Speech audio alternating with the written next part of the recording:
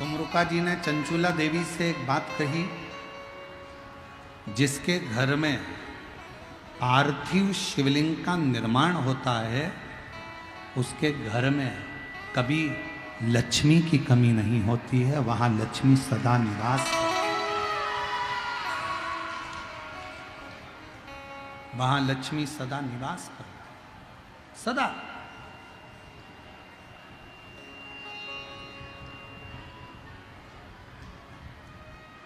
और मेरी जीजियों, जितनी मेरी बेटियां बैठी हैं, माताएं बैठी हैं, मेरे भाई जितने बैठे हैं, जितने मेरे जीजी बैठी हैं, जितने मेरे जीजा बैठे हैं, उनसे निवेदन करूंगा, महीने में, 2 महीने में, 4 महीने में, 6 महीने में ऐसा नियम बनाओ कि मिट्टी अपने गमले में से लेकर, भले गमले के अंदर ही शिवलिंग का निर्माण कर लो, उसकी पूजन कर लो, दिया लगाकर, जल चढ़ाकर बाबा से प्रार्थना कर लो और उसी मिट्टी को वहीं गमले में ही विसर्जन कर।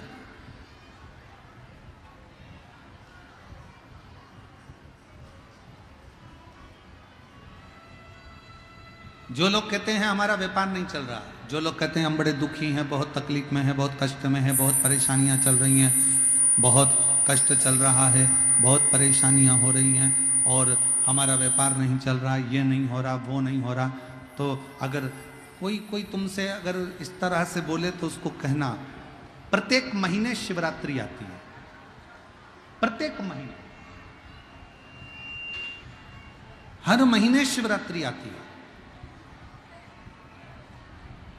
कल प्रदोष है, परसों शिवरात्रि है, हर महीने आती है। और संपूर्ण देशवासियों को आज श्रीमद् वल्लभाचार्य जी की जयंती की बहुत बहुत बधाई हो। श्रीमद् वल्लभाचार्य जी की जयंती की संपूर्ण देशवासियों को, वैष्णवों को बहुत बहुत साधुवाद।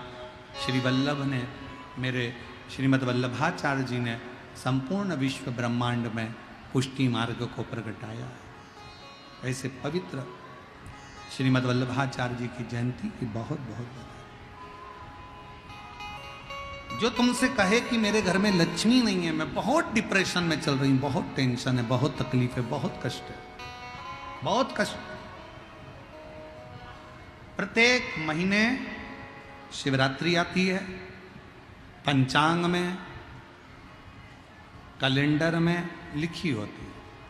और कई लोग कहते हैं हमको मालूम नहीं पड़ता कि कब शिवरात्रि आ गई, कब चले गई। तो अब की बार हम भी विचार कर रहे हैं कि पूरे साल की शिवरात्रि हमारी सोशल मीडिया पर, हम पूरे साल कौन से महीने में शिवरात्रि कितनी तारीख को आएगी, वो एक कैलेंडर जैसा हमारा जो फेसबुक है, हमारा जो यूट्यूब है, इंस्टाग्राम है, हम उसको प्रयास कर रहे हैं कि उस पर हमारी विठलेश सेवा समिति के द्वारा पूरे महीने की शिवरात्रि पूरे शिव भक्तों के सोशल मीडिया पर पहुंच जाए, जिससे लोगों को ध्यान रहे कि इतनी तारीख की शिवरात्रि है,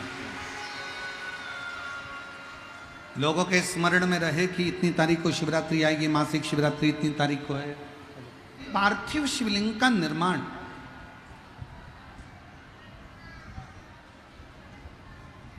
पार्थिव शिवलिंग का निर्माण महाराज प्रत्येक घर में हर महीने, भले गमले में करो, थाली में करो, पूजन के स्थान पर करो, पर पार्थिव लिंग का निर्माण होना चाहिए प्रत्येक महीने। और फिर निवेदन करें, जिसकी जिंदगी में कर्जा ही कर्जा डूबा हुआ है, कर्जे में लदा लूम हो और कोई उन्नति हो ही नहीं रही, बहुत कष्ट में हो गए, तो प्रदोष के दिन बेलपत्री के वृक्ष के नीचे दीप लगाएं, शिवजी के मंदिर में जाकर दीप लगाएं और अपने घर के दरवाजे पर दीप लगाएं। प्रदोष के दिन बेलपत्र के वृक्ष के नीचे लगाया गया दीपक, शिव मंदिर में लगाया गया दीपक और अपने दरवाजे पर लगाया गया दीपक, ये तीनों जब एकाग्रित भाव से दीप लगाए जाते हैं तो ब्रह्मा विष्णु महेश हमारे कार्य की सफलता देते ही हैं, उसमें अटकल नहीं है, उसमें तकलीफ नहीं है।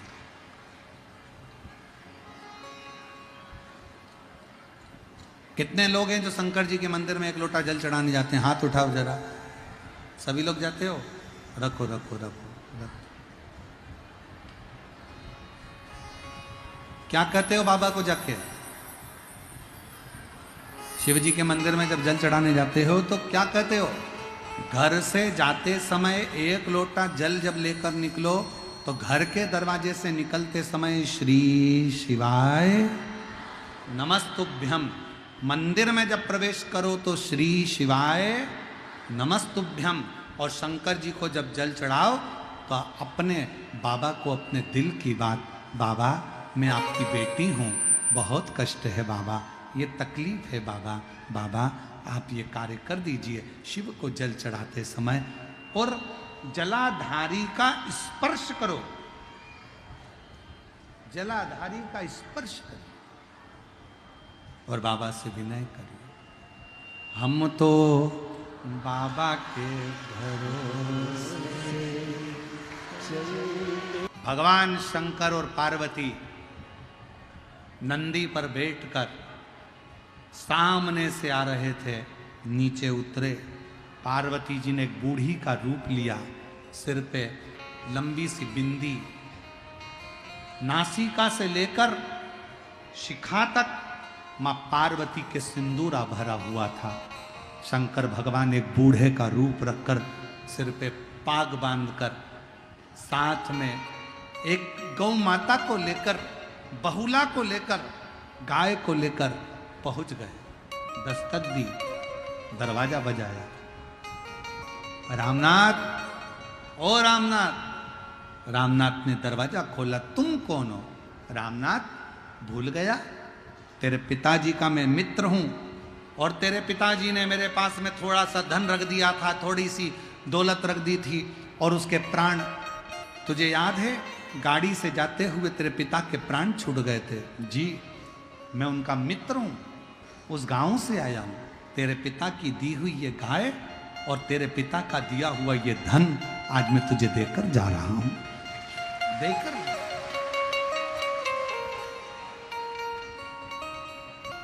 ये तेरे पिता ने दिया था, मेरे पास तो रखा हुआ था और मैं तुझे देकर तुझे दे। अरे कितनी, जरा विचार करिएगा। एक नियम अगर आपने पार्थिव लिंग के निर्माण का बना लिया, पार्थिव शिवलिंग के निर्माण का यदि एक नियम बना लिया कि प्रत्येक महीने की शिवरात्रि पर मुझे पार्थिव लिंग बनाना है, पूजन करना है। मैं बहुत दुखी हूं, बहुत कष्ट है, बहुत बीमारी है, घर में 1 रुपया नहीं है, कर्जे में लदालूम हो गई। 2 महीना, 3 महीना, 4 महीना अगर सच्चे मन से बाबा का विश्वास के साथ अगर पूजन करा है तो 5वें महीने में तो बाबा धन देकर ही मानेगा, वैभव देकर ही मानेगा, आपके हृदय की बात सुनकर ही रहे।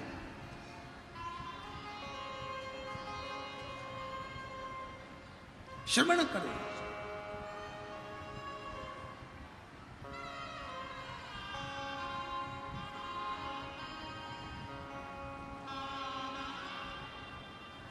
जयपुर की भूमि पर जब 1 मई से 7 मई तक कथा होगी, दोपहर में 1 बजे से 4 बजे तक विद्याधर नगर स्टेडियम में, जब जयपुर के लोग और आसपास के लोग कथा सुनने आएंगे और आप लोग टीवी पर जब कथा सुनेंगे तो उसमें एक प्रसंग सुनिए।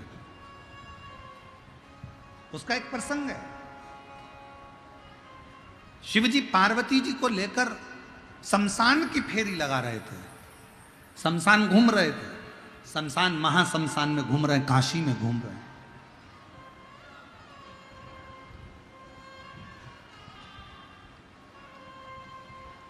और एक छोटा सा बच्चा अभिमन्यु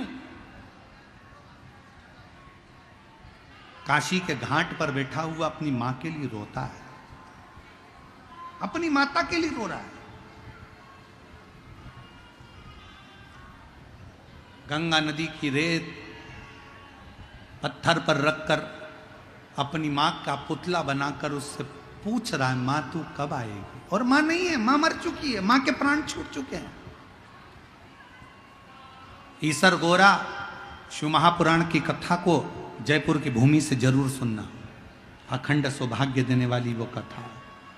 मेरी माँ तू कब आई? पार्वती जी तो कुछ नहीं बोली। शंकर जी को लगा कि मेरे शिवलिंग की पूजन कर रहा है, पर वो माँ का पुतला बना रहा था बालू रेत से, गंगा की नदी की रेत से बालू का पुतला बना रहा था अपनी माँ का। और शंकर को लगता है कि मेरा शिवलिंग का निर्माण करा है। शंकर भगवान उसी समय पर पार्वती जी को आज्ञा देते हैं, पार्वती जाओ इसकी माँ बनकर इस बच्चे को गोदी में बिठाकर इसका लाड़ लड़ाओ और इसकी परवरिश करो। पार्वती जी कहती हैं ईश्वर जी से, गोरा जी कहती हैं कैसी बात करते हो भोलेनाथ, ये अपनी माँ का पुतला बनाया और तुम कह रहे हो कि शिवलिंग? कुछ भी हो, मिट्टी का ढेला बनाया है, मतलब मेरा शिवलिंग का निर्माण करा है। अब मेरी इस मूर्ति का उसने निर्माण करा, इसलिए इसका लालन पालन तुम्हें करना पड़ेगा। पार्वती जी उसकी माँ का रूप रख कर जाती हैं, गौरा उसका माँ का रूप रख कर जाती हैं और बच्चे का, अभिमन्यु का पालन पोषण करती हैं। बच्चा जब बड़ा हो जाता है तब माता उसका सारा वैभव देकर, संपदा देकर पुनः कैलाश धाम पर आकर विराजमान हो जाती हैं। वो ईश्वर जी और गौरा जी की कथा।